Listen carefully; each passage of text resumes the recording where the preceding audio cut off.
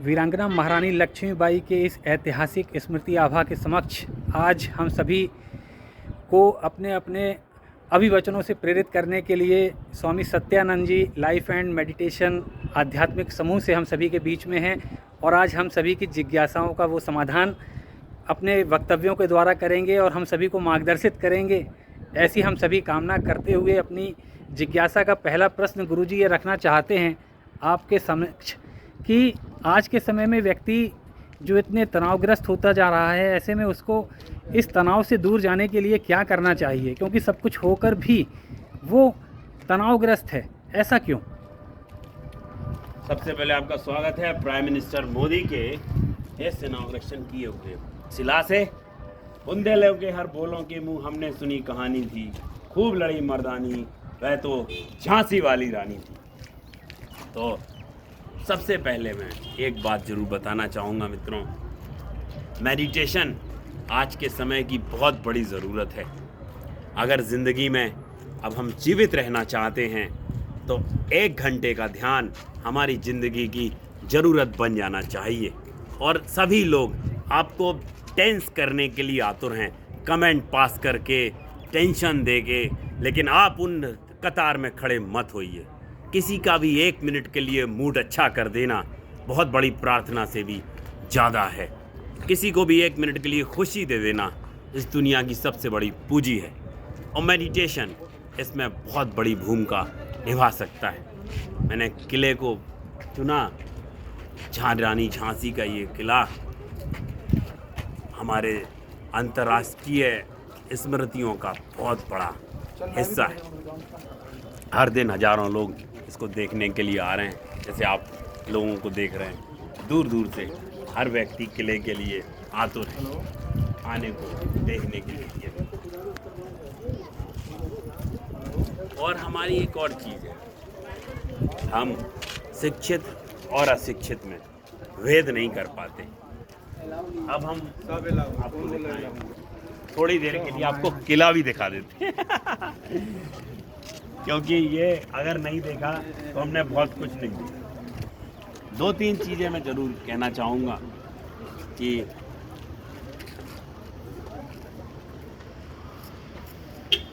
देखिए, आपको चारों तरफ किला दिखाई दे रहा होगा। अच्छा, हम लोग बच्चों के हाथ में मोबाइल दे रहे हैं। मेडिटेशन में अब बहुत बड़ा अवरोध मोबाइल भी है, जबकि हमको बारीक सी पतली लकीर है। सारे काम मोबाइल से हो रहे हैं, सब कुछ मोबाइल से हो रहा है और बचना भी मोबाइल से है। आपको बहुत बारीक सी लकीर इसमें है। आप कोशिश ये करें उसके वाइब्रेशन बच्चों को आहत न करने पाएँ, इसका आप बहुत ख्याल रखें। और सबसे बड़ी बात, 1 घंटा ध्यान आपके जीवन को बदल देगा। 1 घंटा ध्यान आपकी ज़िंदगी को बदल देगा। ध्यान का प्रयोग ज़रूर करें। स्वामी जी, इसमें आज बहुत हम लोग देख रहे हैं कि कई धाम के नाम पर, कई मठ के नाम पर लोगों को भ्रमित किया जा रहा है और लोगों को ध्यान की बारीकियों से विमुख करते हुए अनेक ऐसी भ्रमजाल में उलझाया जा रहा है जिससे जीवन और तनावग्रस्त होता जा रहा है। आपने बहुत बढ़िया बात कही अवस्थी जी। और देखा जाए तो आपके हमारे जीवन का उद्देश्य यही रहा। अगर आप किसी को किसी भी रूप का डैमेज दे देंगे, उतना घातक नहीं होता है अगर आपने उसका समय ले लिया। किसी का भी 1 मिनट बर्बाद करना उसकी ज़िंदगी का बहुत बड़ा नुकसान करना है। ये कई बाबा वैरागी लोगों की सोच के साथ खिलवाड़ कर रहे हैं। इसके पहले एक निर्मल बाबा थे, एक और आ गए हैं और आते रहे हैं।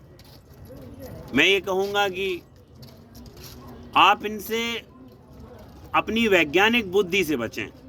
जैसे श्री कृष्ण ने गीता में कहा, बहुत अच्छी लाइन, आप गीता को खोलें कि हे अर्जुन, जो देवताओं के द्वारा भजते हैं वो देवलोक को प्राप्त होते हैं, जो मुझे प्रेतों के द्वारा भजते हैं वो उनके द्वारा भी मेरे पास आएंगे।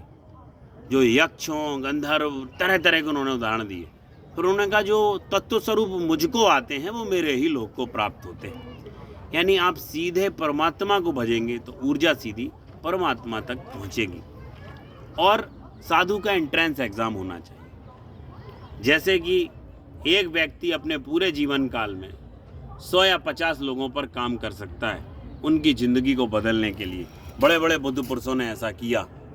लेकिन मैं देख रहा हूँ लाखों लोगों पर आपको चुड़ैल लगी हुई है, आपको भूत लगा हुआ है, हम चमीटे से भगा देंगे, आपके साथ 4 भूत आपका इंतज़ार कर रहे हैं, वो आपको सोने नहीं दे रहे हैं। यानी पाखंडियों से बचें। What is popular is not always right and what is right is not always popular. प्रसिद्धि तो बहुत बड़े नेताओं की भी हो जाती है जो मानसिक विकलांग होते हैं। कई बार बड़े बड़े कार्टूनिस्ट जो 5 फुट के होते हैं वो भी प्रसिद्ध हो जाते हैं। प्रसिद्धि के पीछे ना भागें। आपको अच्छी अनुभूति, वैज्ञानिक अनुभूति ध्यान के माध्यम से होगी। ईस्ट को भजें, डायरेक्ट शिव उपासना करें, शक्ति की उपासना करें, परमात्मा को सीधे भजें। किसी व्यक्ति के द्वारा अपनी सोच को बदलने ना दें। मित्रों, अगर आपके कुछ वर्ष बदल गए तो आप जन्म जन्मांतर तक उस चक्कर से मुक्ति नहीं पा सकते। वो व्यक्ति तो आपको 2 मिनट के लिए मिसगाइड करके आगे बढ़ जाएगा, लेकिन आपके जन्म जन्मांतर को ख़राब कर देगा। और संघर्ष से नहीं बचें। आप देख लीजिए, क्या आपको लगता है जिन राम का मंदिर आज हम बनाने जा रहे हैं, आपको 500 साल तो अकेले मंदिर का इंतज़ार करना पड़ा, और उसके भी बाद राम का पूरा जीवन देख लीजिए कि भगवान राम राजा दशरथ के पुत्र थे और एक युवराज की तरह उन्होंने जन्म लिया। 36 गुण कुंडली में माता सीता से मिले। पूरा जीवन उनका संघर्ष में गुजरा, एक मिनट संघर्ष में गुजरा। उसके बाद बड़े हुए, विश्वामित्र के पास गए, वहाँ भी संघर्ष। आप अगर वैवाहिक जीवन में देख लें तो राज्याभिषेक की तैयारी कर रहे थे। महर्षि वशिष्ठ ने उनके जीवन के लिए राज्याभिषेक का मुहूर्त तैयार किया। 3 घंटे में वो पूजा पूरी की जो 3 दिन के अंदर होनी थी। जैसे ही पहुँचे, वो महाराज जो विष्णु के अवतार थे, उनको बताया गया कि आपको वनवास है, अब आपको वन के लिए प्रस्थान करना है 14 साल के लिए। वापस आए, उनके ही पुत्रों को पहचानने के लिए प्रमाण देने पड़े। माता सीता को भूमि में समाधि लेनी पड़ी। लेकिन क्या बात समझते हैं जो उनको भगवान बनाती है? उनका धैर्य, उनका पैशन। उन्होंने कभी अपने मूड को ऑफ नहीं होने दिया। रावण से युद्ध के समय जब रामनवमी मनाते हैं, गूगल पे आप सर्च कीजिएगा, शॉर्ट में ही बोलूँगा, उन्होंने माई को सिद्ध करने के लिए अपने नेत्रों तक को त्यागने से पीछे नहीं हटे।